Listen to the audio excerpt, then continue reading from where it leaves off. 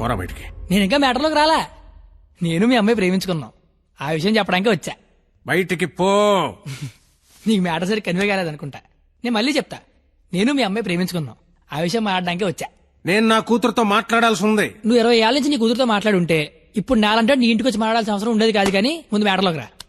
ఎలా నచ్చాడు వీడు నీకు? అది మేమే మాట్లాడుకున్నాం కానీ ముందు మరి మ్యాటర్లోకి రా. మ్యాటర్ తేలేదాకా నేను ఎక్కడి నుంచి వెళ్ళను. ఏ మ్యాటర్ తేలాలి? ఎన్నిసార్లు చెప్పాలి సామి? నేను నీ కూతురు అది మాట్లాడడానికి. మేము వస్తాం బాబు గారు. అమ్మమ్మా మీరు కూర్చోండి. మీరు లేకపోతే మామగారు మాటనరు. ఏరా క్వాలిటీ దాన్ని పెళ్లి చేసుకోవడానికి వచ్చావా? ఏ అతనికే ఇంజనీరింగ్ చదువుకున్నాడు, అమెరికాలో జాబు, ₹1,00,000 జీతం, క్వాలిటీ జీవితం. ఇది ఆడపిల్ల తండ్రి కోరుకునేది. నువ్వు ఉన్నావు. నాకు 20 ఏళ్ళు వచ్చాక అమ్మాయి నచ్చుద్దని, దానికో బాబు ఉంటాడని, ఆడికి లోక జ్ఞానం లేకపోయినా పర్లేదు ₹1,00,000 తెచ్చి అల్లుడు వస్తే చాలని నాకు చిన్నప్పుడు తెలియదు కదా మావా.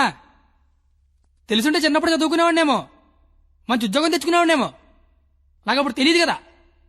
ఇప్పుడేంటి అది మాట్లాడుకుందాం. అదిగో మాట్లాడలేదు మీరు.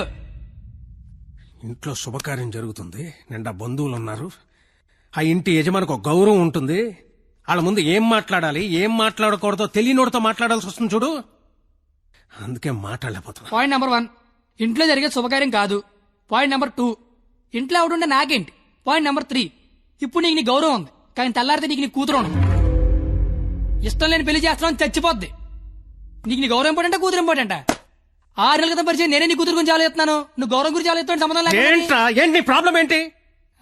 ఇంట్లో అరకలు కోడి మాంసం వచ్చాను, వెళ్ళేసరికి మా నాన్న ఉంచుతాడా తినేస్తాడని చిన్న టెన్షన్.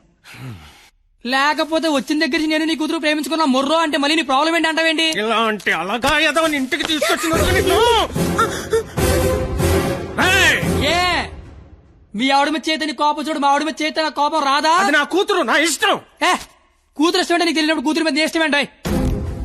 కూతురు మీద లెక్కలేనంత ప్రేమ ఉంటది, కానీ కూతురు ప్రేమ అంటేనే లెక్క ఉండదు. ఇవన్నీ కాదు సార్.